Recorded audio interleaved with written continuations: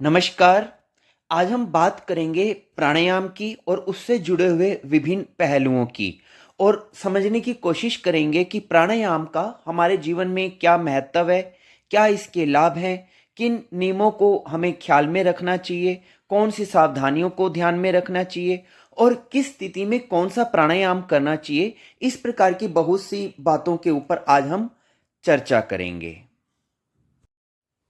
तो सबसे पहले हम बात करते हैं प्राण ऊर्जा के महत्व की। आपको मालूम है हमारे पूरे शरीर के अंदर हमारे डिफरेंट बॉडी पार्ट्स, हमारे शरीर के सभी अंग जो निरंतर कार्य कर रहे हैं, इन अंगों को कार्य करने के लिए एनर्जी कहाँ से मिलती है, ऊर्जा कहाँ से मिलती है? वो एनर्जी मिलती है रक्त से, ब्लड से। हमारे पूरे शरीर के अंदर रक्त परिभ्रमण कर रहा है, ब्लड का सर्कुलेशन हो रहा है और हमारे शरीर के कोने कोने में हमारा रक्त वहां तक जाकर शरीर के सभी अंगों को पोषण देता है, उनको संचालित करता है। उदाहरण के तौर पे आपने देखा होगा, जब आप लंबे समय तक बैठे रहते हैं तो आपकी टांगें सुन्न हो जाती हैं, नम हो जाती हैं। क्यों? क्योंकि वहां पर जो रक्त का परिभ्रमण है वो बाधित हो जाता है, ब्लड प्रॉपर तरीके से वहां सर्कुलेट कर नहीं पाता है, जिससे कि टांगे कुछ क्षण के लिए निर्जीव हो जाती हैं। तो जब आप उनको थोड़ा सा हिलाते हैं तो वो फिर ठीक हो जाती हैं। तो इससे क्या सिद्ध होता है? इससे ये सिद्ध होता है कि हमारे शरीर के प्रत्येक अंग को निरंतर लगातार रक्त की ताजा आपूर्ति की आवश्यकता होती है और ये आपूर्ति हमारा रक्त लगातार करता रहता है। अब दूसरी बात कि ये जो रक्त परिभ्रमण हमारे शरीर के अंदर होता है, इसको कौन संचालित कर रहा है? कोई है जो हमारी खून को भी संचालित करता है हमारे अंदर, और वो है ऑक्सीजन।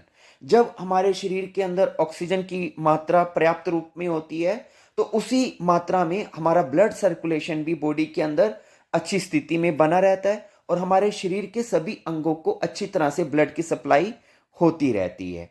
अब जो ऑक्सीजन भी है ये भी अपने आप में पर्याप्त नहीं है, इसके पीछे भी एक चीज है। वो क्या है? हमारे शरीर में ऑक्सीजन आती कैसे है? वो आती है वायु के द्वारा। जब आप लगातार इनहेल करते हैं, श्वास को अंदर लेते हैं, छोड़ते हैं, तो हमारे सांस के लेने और छोड़ने के क्रम में हम लगातार सांस को लेते हुए ऑक्सीजन ले रहे हैं और छोड़ते हुए कार्बन बदले में बाहर छोड़ रहे हैं।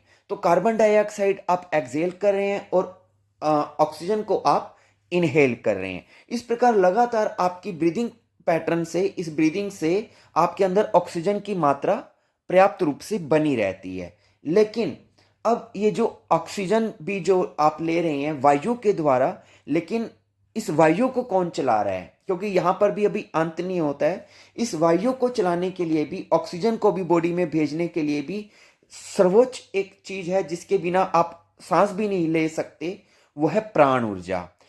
प्राण ऊर्जा के माध्यम से ही आपकी श्वास अंदर जा रही है और श्वास के माध्यम से ऑक्सीजन अंदर जा रही है और ऑक्सीजन के माध्यम से आपका रक्त परिभ्रमण कर रहा है और उस रक्त के द्वारा ही आपका पूरा का पूरा शरीर हेल्थी और फिट बना रहता है। तो सबसे ड्राइव फोर्स, जो मेन ड्राइव फोर्स है, वो कौन सी हो गई? प्राण ऊर्जा। अब ये प्राण ऊर्जा आपके शरीर में जितनी अच्छी मात्रा में होगी उतना आपका पूरा का पूरा ये चैन सही तरीके से चलेगी और जितनी ये प्राण ऊर्जा आपके शरीर में कमजोर होगी, पुअर पोजीशन में होगी, उतना आपका शरीर अस्वस्थ रहेगा। अब बात आती है कि ये प्राण ऊर्जा हमारे शरीर में कैसे बढ़ाई जा सकती है, उसके लिए क्या टेक्निक है? तो उसी के लिए ही प्राणायाम है। ये सारी भूमिका मैंने आपको इसलिए बताई है ताकि आपको प्राणायाम का महत्व समझ में आ सके। प्राणायाम, अप्राण, आयाम, अगर दो शब्दों में हम प्राणायाम को बांटें तो प्राण और आयाम। प्राण का मतलब हो गया एनर्जी, लाइफ फोर्स एनर्जी, और आयाम का मतलब हो गया एक्सपेंशन, फैलाव। तो प्राणायाम का अर्थ होता है योग की एक ऐसी क्रिया जिससे कि हम अपने शरीर के अंदर प्राणों के स्तर को बढ़ाते हैं, फैलाते हैं, उसको एक्सपेंड करते हैं ताकि हम ज्यादा से ज्यादा अपने शरीर को स्वस्थ रख सकें और स्ट्रांग रख सकें। तो ये प्राणायाम की महत्ता है। इस प्राणायाम को करने से हमारे शरीर के अंदर प्राणों की मात्रा प्रचुर रूप से बढ़ जाती है।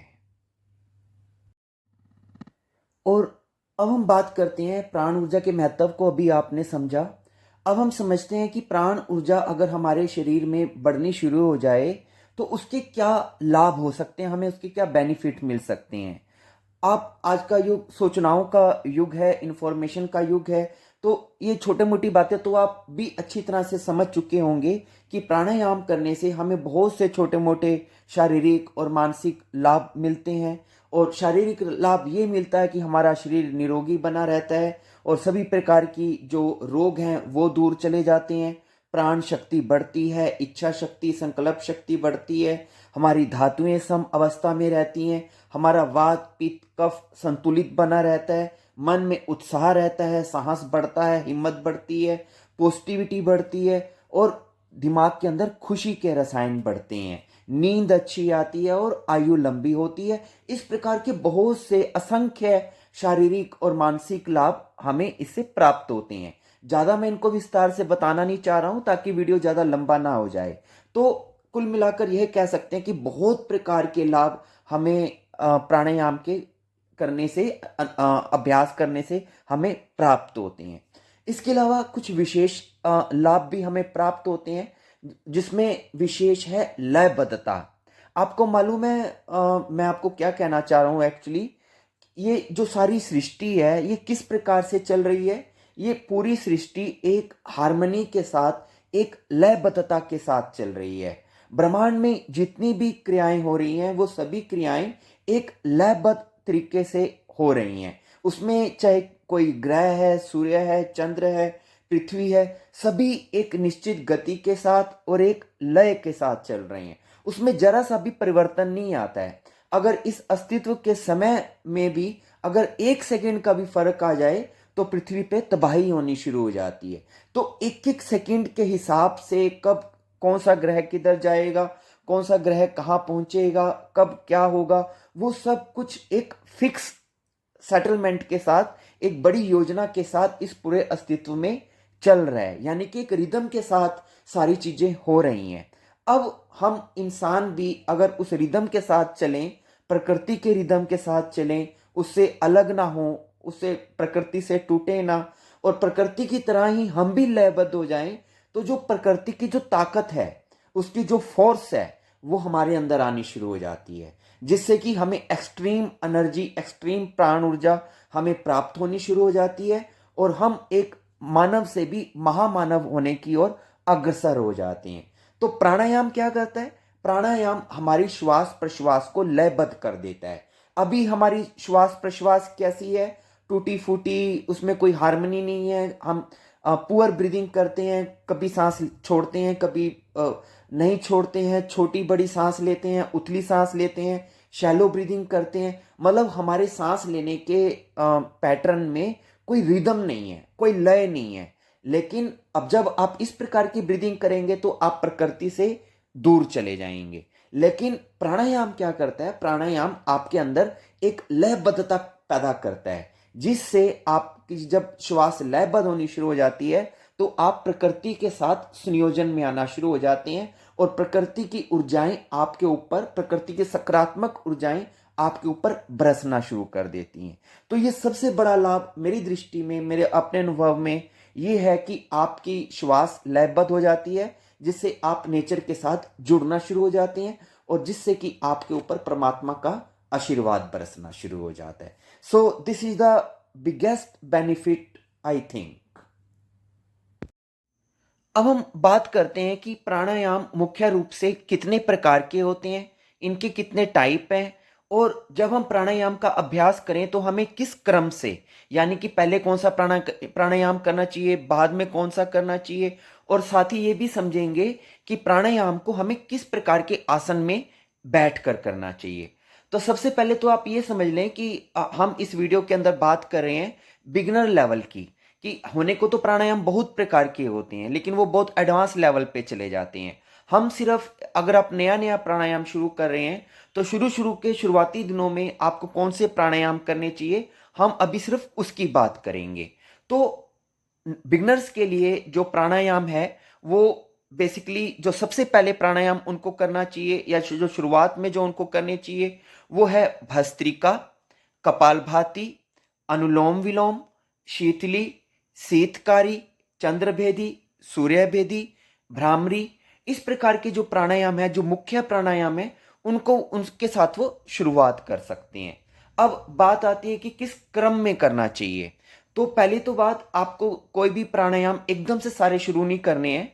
पहले आप 1 या 2 या 3 प्राणायाम ही लेंगे और उनको कुछ हफ्ते करने के बाद फिर आप दूसरे प्राणायाम शुरू करेंगे।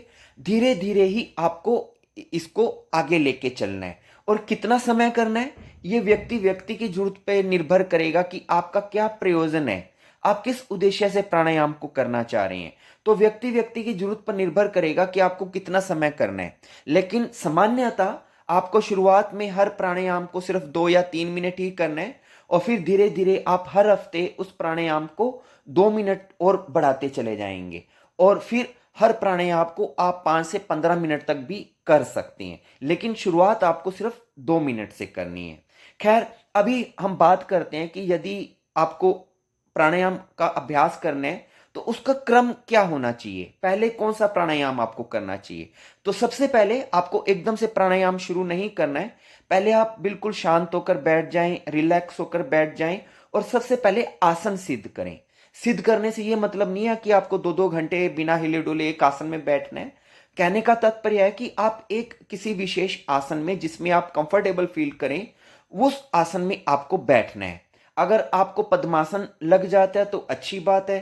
सिद्धासन में भी आप बैठ सकते हैं, स्वास्तिक आसन में बैठ सकते हैं, वज्रासन में बैठ सकते हैं, या अगर आप इन किसी भी आसन में यदि नहीं बैठ सकते तो सुख आसन, यानी कि एक ऐसा आसन जिसमें आपको सुख की प्रतीति हो, कंफर्टेबल होकर आपको किसी भी एक आसन में बैठ जाना है। यह तो हुई आसन की बात। लेकिन जब आप आसन में बैठें, कोशिश यही रहनी चाहिए कि आपकी गर्दन सीधी रहे और कमर सीधी रहे। लेकिन कमर और गर्दन को सीधा रखने के चक्कर में आपको बॉडी को अकड़ाना नहीं है, जबरदस्ती नहीं सीधा रखनी है। सहज रूप से, शांत रूप से, रिलैक्स होकर आपको सीधी कमर और गर्दन रखकर बैठना है। तो जब आप एक विशेष आसन में किसी में बैठ जाएंगे, कमर को सीधा रखेंगे, गर्दन सीधी रखेंगे, आईज को बंद रखना है ताकि बाहर के जो दृश्य हैं वो आपको विचलित ना करें। मन को सबसे पहले शांत करेंगे, विचारों को शांत करेंगे, क्योंकि प्राणायाम का एक मुख्य लाभ ये भी है कि ये हमारे मन को शांत करता है। तभी तो ध्यान में ये सहयोगी बनता है कि हमारे मन को शांत कर देता है, विचारों की भीड़ को खत्म करने लग जाता है। अब जब आप एक आसन चुन लेंगे, ध्यानस्थ होकर बैठ जाएंगे, श्वास आपकी शांत हो जाएगी, तो सबसे पहले आपने प्राणायाम के क्रम में क्या करना है, डीप ब्रीदिंग। अभी कोई प्राणायाम स्पेसिफिक रूप से नहीं करेंगे। पहले 2 मिनट तक लंबी गहरी सांस बिना जोर लगाए लेंगे और छोड़ेंगे। लॉन्ग इनहेल करेंगे और एक्सहेल करेंगे। 2 मिनट तक जस्ट ब्रीदिंग करें, नॉर्मल ब्रीदिंग करें।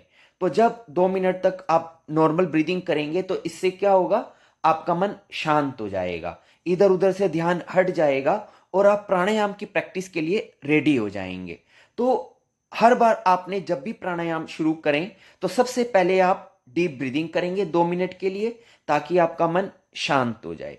फिर उसके बाद आप करेंगे भस्त्रिका प्राणायाम।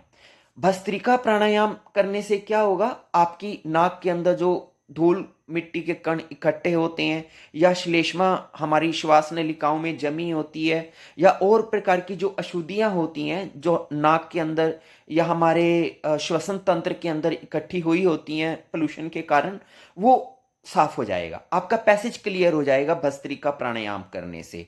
और ये सभी प्राणायाम कैसे करते हैं ये भी मैं आपको आने वाले वीडियोस में बताऊंगा। अभी हम बेसिक बातें कर रहे हैं। तो डीप ब्रीदिंग सबसे पहले, उसके बाद भस्त्रिका प्राणायाम, ये क्रम रहेगा। फिर तीसरे नंबर पे आपको करना है कपालभाति प्राणायाम। कपालभाति प्राणायाम करने से क्या होगा, भस्त्रिका से तो आपके धूल कण वगैरह नाक से साफ हो जाएंगे और बॉडी में गर्मी पैदा हो जाएगी और आप रेडी हो जाएंगे, वार्म अप हो जाएंगे। और कपालभाति करने से क्या होगा, कपालभाति करने से आपकी अंदर की जो अशुद्धियां हैं वो भी शुद्ध होनी शुरू हो जाएंगी, आपकी बॉडी क्लीन होनी शुरू हो जाएंगी और आपकी बॉडी डिटॉक्स हो जाएगी और अंदर के जो टॉक्सिन्स हैं वो भी बाहर निकल जाएंगे। फिर ये हुआ 3। फिर चौथे नंबर पे आपको करना है अनुलोम विलोम प्राणायाम। अनुलोम विलोम प्राणायाम करने से, जो कपालभाति या भस्त्रिका प्राणायाम करने से आपका शरीर थोड़ा उत्तेजित हो जाएगा, हार्ट रेट बढ़ जाएगा, पसीना आएगा और कई प्रकार की उत्तेजनाएं, आपका ब्लड सर्कुलेशन थोड़ा सा उससे इफेक्टिव होगा, हार्ट बीट बढ़ेगी। तो जो ये उत्तेजित शारीरिक क्रियाएं हैं, अब इनको शांत करने के लिए अनुलोम विलोम आपकी हेल्प करेगा। और ना केवल आपकी उत्तेजित शारीरिक क्रियाएं इससे शांत होंगी, बल्कि आपकी बॉडी की एनर्जी भी इससे बैलेंस हो जाएगी। तो चौथे नंबर पर आपने करना है अनुलोम विलोम प्राणायाम।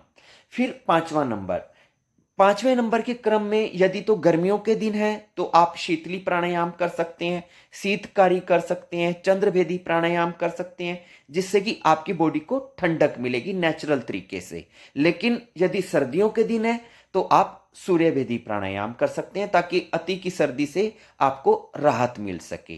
फिर पांचवे के बाद छठे नंबर पर आप कर सकते हैं भ्रामरी प्राणायाम। भ्रामरी प्राणायाम करने से आपका मन और भी ज्यादा गहरी शांति में उतर जाएगा, आपका पूरा नर्वस सिस्टम रिलैक्स हो जाएगा और आप एक गहरी शांति में प्रवेश कर जाएंगे। तो ये 6 प्राणायाम आपको एक सीरीज से कर सकते हैं।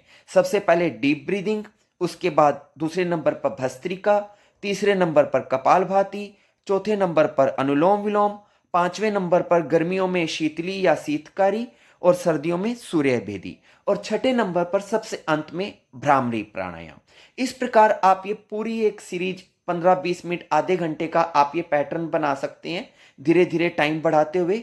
और फिर इस पूरी सीरीज को आप हर रोज प्रैक्टिस कर सकते हैं। लेकिन एक विशेष बात, जब आप इस पूरे प्राणायाम को करेंगे हर बार, तो छठे तक आपको मैंने भ्रामरी प्राणायाम बताया, सातवें नंबर पे आप इसे मेडिटेशन जरूर जोड़ें। तो प्राणायाम का असली लाभ आपको तभी प्राप्त होगा जब आप लास्ट में 15-20 मिनट के लिए कोई ना कोई मेडिटेशन की क्रिया, जैसे विपश्यना मेडिटेशन हो गया, या कोई भी आपको जो विधि अच्छी लगती है, उस मेडिटेशन को आपको करना है।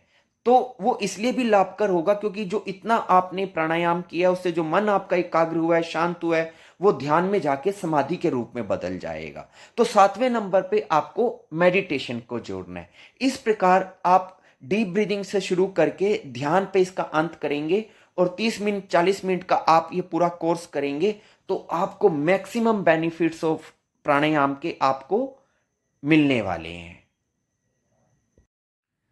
अब मैं आपको ये बताता हूं कि आपको कौन सी विशेष स्थितियों के अंदर कौन सा स्पेसिफिक प्राणायाम करना चाहिए।